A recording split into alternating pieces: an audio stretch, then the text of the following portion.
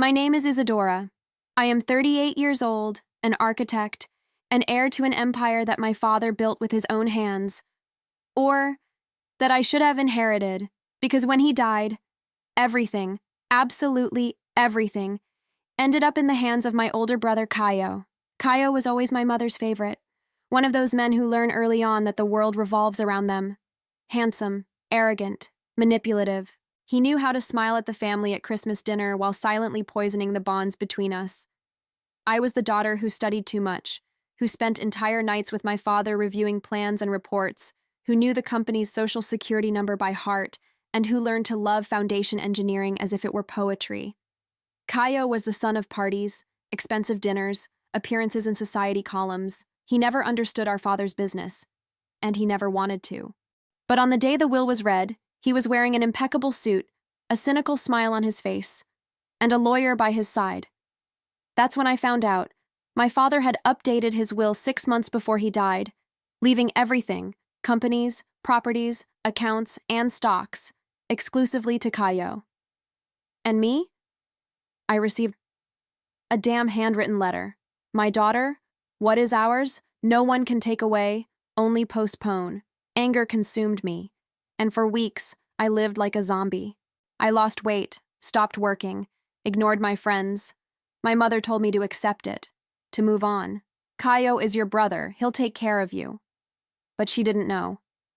None of them knew. The night I opened that letter for the 10th time, with trembling hands and tears in my eyes, something inside me changed. It wasn't just pain, it was a fire. And I promised myself, I will get back what is mine. Not by asking, but by showing them who I am. I started there, in silence, in the dark. In a rented room in the city center, with a moldy wall and a crooked table, I wrote the first line of my plan. And while Kaio was splurging on champagne, I was diving into old contracts, company contacts, and legal loopholes that could be my way in. This story is not about an heiress who lost everything. It's about a woman who never let anyone take away what was truly hers. And what Kaio didn't know was that my plan had been in motion since before our father's coffin touched the ground. And now, he will feel every bit of the weight of my absence and the real value of my presence. The meeting to read the will took place on a muggy Tuesday morning. I remember it well because my eyes were still swollen from the funeral 2 days earlier. The notary's office was in an old building in downtown Belo Horizonte, with tall windows and the smell of old paper. Kaio arrived late, as usual, wearing an Italian suit, sunglasses, and that smile that seemed to come from arrogance, not mourning. "Good morning, sis," he said, kissing my cheek as if performing a ritual. I just nodded. I was tired, emotionally destroyed, but with a glimmer of hope in my heart. My father always said he trusted me to carry on his legacy. I remembered the midnight conversations, the decisions he asked my opinion on, the projects he only approved after hearing me out. That company, it was more mine than anyone else's. The lawyer began reading. He was the same one who had handled family matters for years. His voice was firm, neutral, professional. He read clause by clause, mentioning assets, accounts, investments. And then, without warning, came the blow. I hereby declare that I leave all my assets to my firstborn son, Caio Antonio de Sá. I trust that he will know how to take care of and preserve what I have built with so much effort. Silence. I froze. I felt my legs give way, my stomach churn. My world turned into a muffled whisper. "There must be some mistake," I said, my voice breaking, looking at the lawyer. "This isn't possible. He promised me. I was a partner. The lawyer opened a folder and pulled out a letterhead. The signature was his, my father's. It was authentic. The date destroyed me, 6 months before his death. As if he had been waiting for this, Caio stood up calmly and straightened his suit. "My father entrusted this to me, Isa. You know how he was. Practical. He didn't think you could handle the pressure. But I'll take care of everything. And of course, you can work with me if you want. I'll find you a position. One you can trust." The room spun. That last sentence was like a slap in the soul. Work with him? After years by my father's side, after experiencing every obstacle in the company, after graduating, studying, fighting, should I accept being subordinate to my own brother? "I don't want charity, Caio. I want justice." I whispered before getting up and leaving the room. On the sidewalk, the air seemed thicker.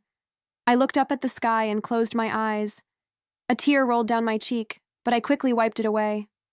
It was at that moment, there, between shock and public humiliation, that I realized my brother had not only stolen from me, he had erased my existence from our family legacy. He had reduced me to an administrative error, but he didn't know I had copies, old documents, emails, messages exchanged with Dad, and above all, a flawless memory of everything we helped build. And it was on that same day, while he was celebrating at an expensive restaurant with his inherited business partners, that I made the first call. Dr. Alvaro, this is Isadora Sa. I need to review the 2013 contract, the one for the Lagoa Santa merger. Do you still have the files? On the other end of the line, silence. Then a voice.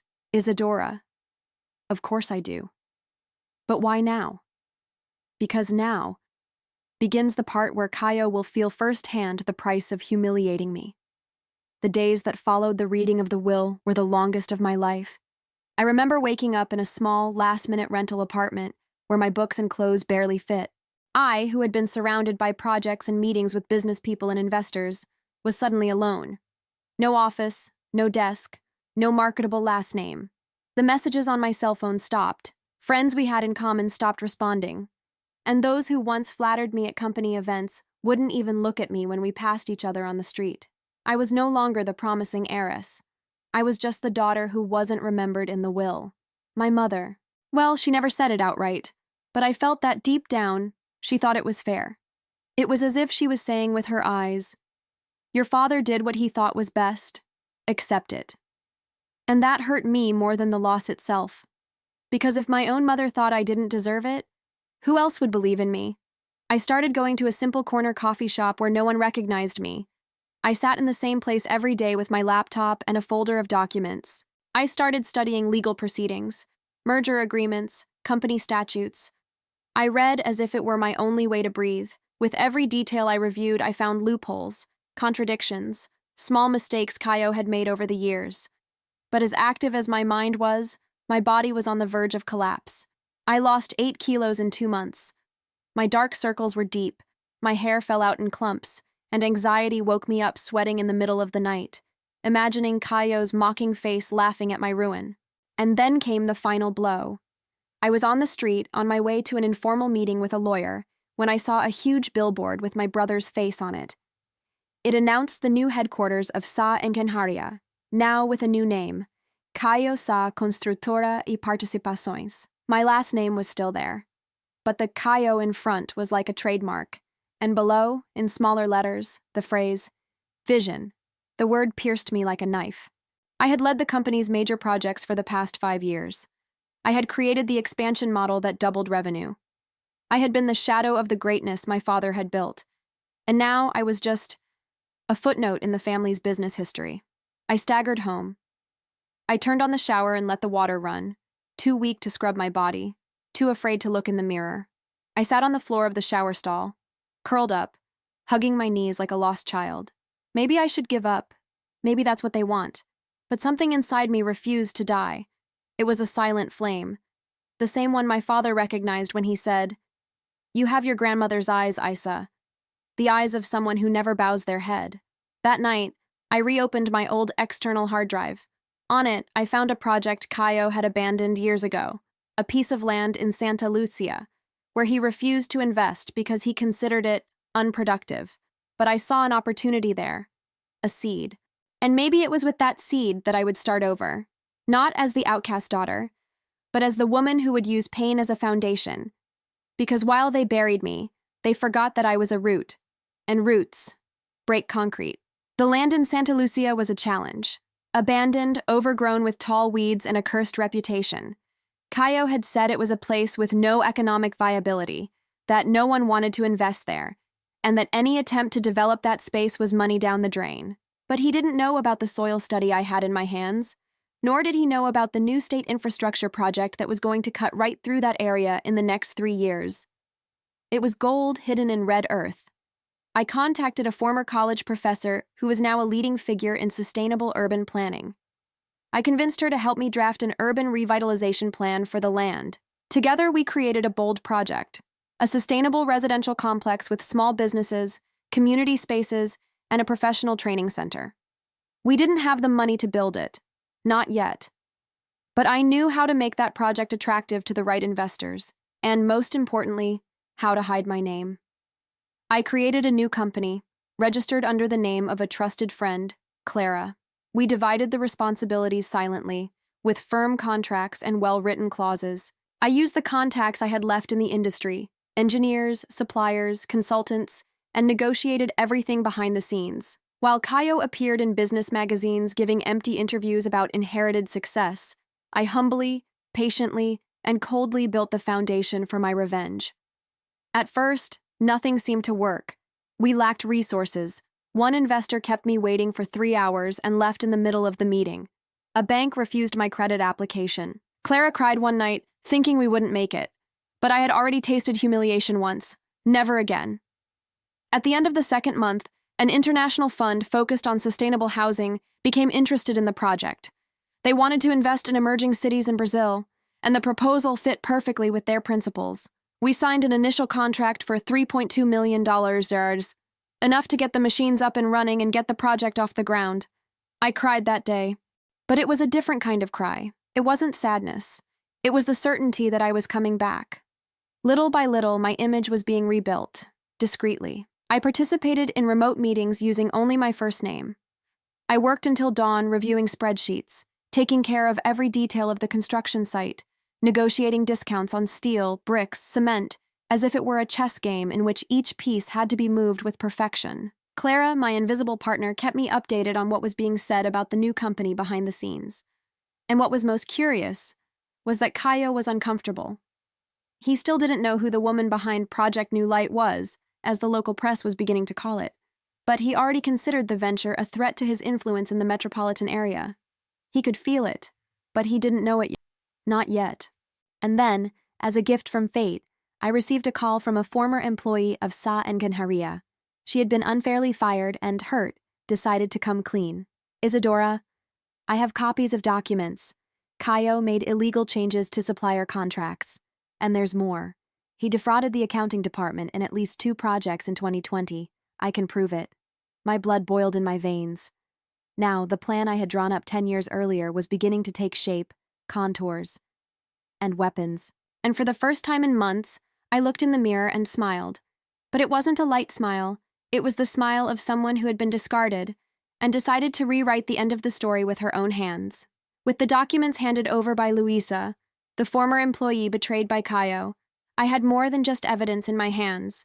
I had ammunition. Every altered spreadsheet, every fake invoice, every signature forged by attorneys whom Caio had manipulated like pawns was a crack in the glass castle he had built on top of his image as a successful son. But I couldn't rush into anything.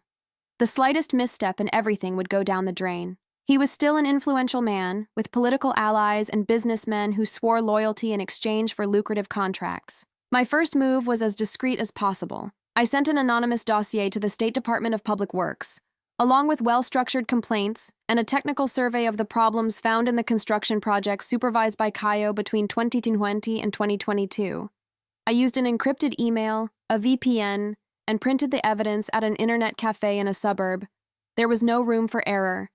2 weeks later, inspection visits to his company's construction sites began. Nothing official, nothing alarming yet, but enough to cause discomfort. Caio posted a video on Instagram mocking bureaucracy and the envy of small competitors. I watched it on my laptop at a random coffee shop, stirring my coffee with a discreet smile. He was still laughing, but already with his feet on the edge of the cliff. My second move was more personal. Knowing that he was extremely vain and obsessed with appearances, I slipped a small news item into a financial website, mentioning the New Light project as the most promising venture in the region, with an estimated return of over $30 million in the coming years. I signed it as Clara, my partner, and used carefully edited photos of the construction site, all showing progress, innovation, and sustainability. I made sure to emphasize, without mentioning names, that the project emerged as a response to the historical inefficiency of local construction companies. 2 days later, I received the message I had been waiting for years. Congratulations on the project. The market is curious. Have you thought about a partnership? Kayo-sa. I froze. He didn't know it was me. Not yet. I replied with calculated coldness. We are analyzing it. At the moment, we prioritize principles and transparency. At the same time, Clara met with one of Kayo's former business partners, pretending to be just an entrepreneur looking for suppliers. We recorded the conversation, in which he admitted that Kayo often delayed payments and that one of his most recent ventures was operating on the edge of bankruptcy. That was what I needed. His foundation was cracked. All I had to do was push hard enough at the right moment to see it all come crashing down. I began to build a network of invisible allies, former employees, aggrieved suppliers, competitors he had humiliated, even small investors who had lost money on empty promises. I listened. I took notes. I made connections. Kayo didn't know that he had created his own enemy 10 years ago. And now that enemy was walking among his shadows, with a pen in one hand and a match in the other. Meanwhile, the Nova Luz project was moving forward, and with it, my new reputation. Businessmen, mayors, and even journalists wanted to meet the woman behind the idea. I always refused to appear. I let Clara give interviews. It wasn't the right time, but everything has a deadline. And his deadline was getting shorter. The first collapse did not come from where Kayo expected. It did not come from the courts or the press. It came from within. A former director of Sa Ingenieria suddenly resigned and then gave an anonymous statement to the public prosecutor's office with details about overbilling schemes in at least 3 public works projects. The allegations became public weeks later, and Kayo's name, until then synonymous with success in Belo Horizonte, ended up in the headlines for another reason: suspicion of corruption and embezzlement. Social media exploded. His sponsors began to back away. A bank temporarily suspended credit for the company's upcoming projects. He responded, as always, with haughtiness. This is an orchestrated attack against my name, but those who know me know of my integrity. This will not stop me. Kayo, you had no idea how this was just the beginning. With the net closing in, he began to make mistakes. He appeared angry at public meetings. He fired a longtime manager without cause, and that manager, hurt, handed over internal documents showing payments made to shell companies linked to political allies. Meanwhile, the Nova Luz project was gaining momentum in ways I never imagined. The state government announced a tax incentive plan for sustainable housing projects, and we were at the forefront. The story was featured on Globo News. Clara gave the interview, but images of the construction site filled the news feeds. Kayo tried to react. He offered a similar project with a scandalously similar name, Nova Vida Construtora, New Life Construction. But it was empty. Nothing but 3D renderings and recycled promises. The press began to compare the two, and without knowing it, he gave us even more visibility. While he sank into the mud he had built with his own hands, I reaped every grain of respect with silence and precision. He played with the spotlight. I used cold flashlights. And I won. That's when I got a message from an unknown number. You're the woman behind the Nova Luz project, aren't you? Jay. I took a while to respond, but I knew who it was. Jorge, an investigative journalist who had been covering corporate scandals in the Southeast for years. Honest, feared, and with a reputation for being incorruptible. I replied, "For now, I'm just a woman who knows where every bone is buried." He called me the next day. The conversation lasted 2 hours, and on that phone call, I handed him the last piece of the puzzle, documents linking Kayo to a state representative, revealing a scheme of favors and rigged public works contracts. Jorge was surgical. A week later, the scandal was all over the national news. Kayo was summoned to testify. He left the hearing dejected, with a lost look in his eyes, surrounded by reporters. The images went viral. A man who once walked confidently on red carpets now stumbled over his own words. And then, in yet another desperate attempt to clear his name, he made an emotional video, saying he was the victim of a resentful sister. And even without mentioning my name, it was clear to everyone who he was accusing. She never accepted that Dad chose me. She never accepted that she wasn't capable of leading. But my father knew what he was doing. I watched the video alone, in the newly rented penthouse, looking at the nighttime skyline of the city he thought he ruled. And at that moment, I felt for the first time the bittersweet taste of imminent victory. But I held back my emotions. It wasn't time to show my face yet. It was late Thursday afternoon when the invitation arrived. The Minas Gerais Architecture and Urban Planning Union was holding a ceremony to honor new social impact projects. Among the nominees, the Nova Luz Project. Clara, as always, offered to represent the company.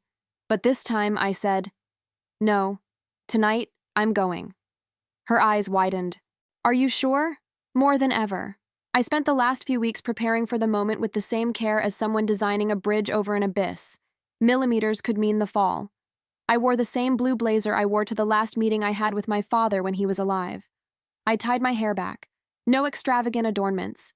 Just the presence of someone who spent 10 years building her comeback, brick by brick, without anyone noticing. The event was held at the Palace of Arts, with coverage by the regional press. When I entered the hall, there was an immediate buzz. Some recognized me, but hesitated. Others whispered, "Is that her? Kayo-sa's sister?" I took the stage when they announced the award. Clara handed me the microphone. I took a deep breath, looked at the audience, and spoke. "Good evening. My name is Isadora Sa. I am the daughter of Geraldo Sa, founder of the company that bears our name. And tonight, I am going to tell you the story that has never been published." There was complete silence. I started from the beginning. I told how I was erased from the will, how Kayo rewrote our family history to make himself appear the only legitimate heir, how I was relegated to the shadows. I spoke of the pain, the humiliation, but above all, I spoke of rebuilding. I told them about the Santa Lucia property, about the documents he ignored, about the silent strategy that allowed me to build something bigger, more human, more authentic. While he built with ego, I built with purpose. I stared at the press camera and added, "And for those who think the truth can be buried, know that it takes root. And one day, it grows, and it breaks through the ground." The hall erupted in applause. The next day, my name was in all the headlines. The real mind behind the Nova Luz project. Kayo-sa's sister breaks her silence and exposes the truth about the inheritance. The invisible heiress who rebuilt her own empire. But the biggest headline came that night.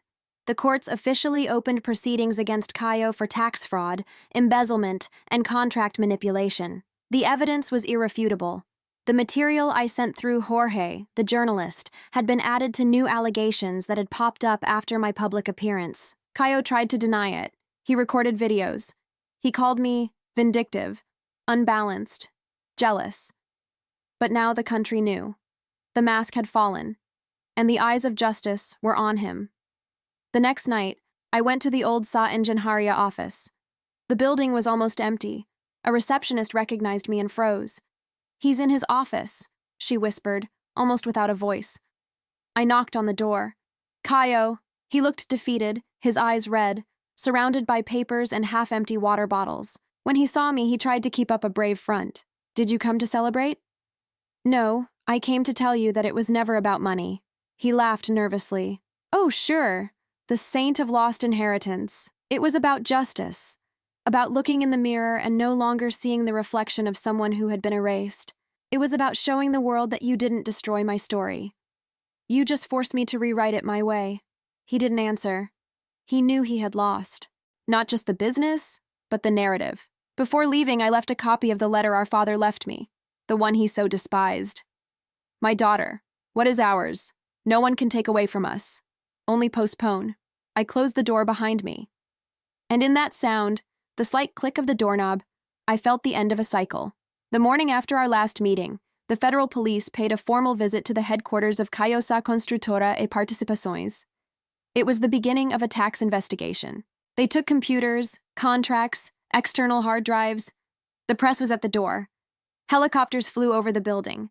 He was filmed leaving the office with his head down, his shirt wrinkled, his eyes red, and a lawyer by his side. The man who once seemed untouchable now walked as if his shoulders were carrying tons.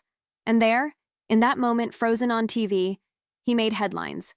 But not as an heir, not as a businessman, but as someone under investigation. The public prosecutor's office quickly filed a lawsuit for accounting fraud, use of front men, and overbilling on public works. Kayo had his assets frozen and his contracts suspended. Most of his partners abandoned ship. Investors demanded explanations, and some, fearing exposure, broke ties in public statements, as if he had always been an administrative mistake, not their choice. My mother called me that night. It was the first time in months. "Isa," she said in a whisper, "what have you done?" I was silent for a few seconds. I showed who I am. On the other end, silence. She took a deep breath, and with a voice more human than I expected, she said, "Your father. He would be proud." That's when I realized I wasn't looking for her approval. Not even the world's recognition. I wanted the truth. I wanted to restore the dignity to our family name that Kaio had tried to erase. In the days that followed, my phone wouldn't stop ringing. Television channels wanted exclusive interviews. Business magazines listed me among the most influential people of the year. The Nova Luz project became a symbol of reconstruction and resilience. But I continued to refuse the spotlight. I preferred to write an article myself, telling the whole story, elegantly, in detail, without hatred. Just the facts. The title, "Heritage is not just what you receive. It's what you build after they try to steal it from you." Kaio, meanwhile, sank deeper every week. His name was removed from business councils. The political party he had been flirting with for months publicly discarded him. And his friends, once so many, evaporated like smoke. The final blow came with his preventive detention. He was accused of involvement in a fraud scheme totaling more than $18 million. Watching that didn't give me pleasure. It gave me relief that I hadn't become him, that I hadn't given in to the same kind of greed, that I had chosen the longer, more difficult, but infinitely more truthful path. In court, when he was presented to the judge, I sat in the back rows. He saw me.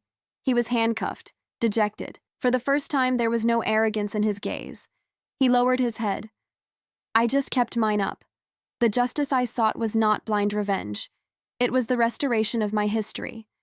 That girl who had been discredited, humiliated in a will, discredited by her own family, was now a symbol of something greater, not because she had destroyed someone, but because she had rebuilt herself in the face of destruction. At the end of the hearing, the judge asked for silence in the courtroom, and then, looking at Kaio, she said, "Mr. Kaio-sa, you were not the victim of a conspiracy. You were the victim of your own arrogance." And before closing, she added something I have never forgotten. "Some inheritances cannot be stolen with pens. They are buried with one's own pride." I left there in peace. Not because he fell, but because I finally stood up. Today I write this last part from a place I never imagined I would reach, not in height nor in fortune, but in clarity. The Nova Luz project is complete. The first residents arrived a few months ago. Families who previously lived in precarious conditions now have decent homes, with schools nearby, squares with trees planted by the children themselves, and a training center that has already employed more than 140 people. Sometimes I sit alone on one of the benches in the central square and watch the world go by. Children running, women smiling with relief, men who have regained their belief in possibilities. None of them know what I have lost. Or maybe they do, because everyone here has suffered some kind of loss. But above all, they know what I have built, and what we are building together. Kaio, on the other hand, is under house arrest while awaiting trial. Almost all of his assets have been seized. The company, once a symbol of arrogance, has been dissolved and its assets redistributed. Ironically, some of them ended up being auctioned off to companies that collaborated with the Nova Luz project. In other words, indirectly, he still contributed to my victory. My mother, after months of silence, came to visit me. She brought a cornmeal cake and teary eyes. She sat in my living room where architectural drawings replaced the diplomas I once tried to use to prove my worth. "I was blind, Isa," she said, looking at her hands. "I thought that loving equally meant accepting silently. But today I see that love without justice is just fear in disguise." I didn't respond with words. I just hugged her. Because forgiveness was also part of the legacy I wanted to leave behind. I wrote a book. It's called Fundação Invisível, Invisible Foundation. In it, I tell my story without hatred, but with every truth intact. It will be published in the coming months, with part of the proceeds going to fund scholarships for low-income girls who want to study engineering or architecture. Because I know what it's like to be discredited, belittled, delegitimized. And I also know how necessary it is to open doors with your own hands when everyone else locks them in front of you. Today, when I look in the mirror, I no longer see the disinherited heiress, nor the woman who lived with anger. I see someone who has understood that revenge only makes sense when it serves as a mirror, and that justice, when done right, does not shout. It transforms. My father once told me that what is ours No one can take away, only postpone. It took me 10 years to understand, and now I understand even more. What is truly ours transforms us. Sometimes I think about what would have happened if he had divided the inheritance equally. Maybe I would never have stepped out of Kaio's shadow. Maybe I would never have discovered my own strength. Maybe I would have lived a comfortable but dull life. But what Kaio tried to erase was what illuminated me the most.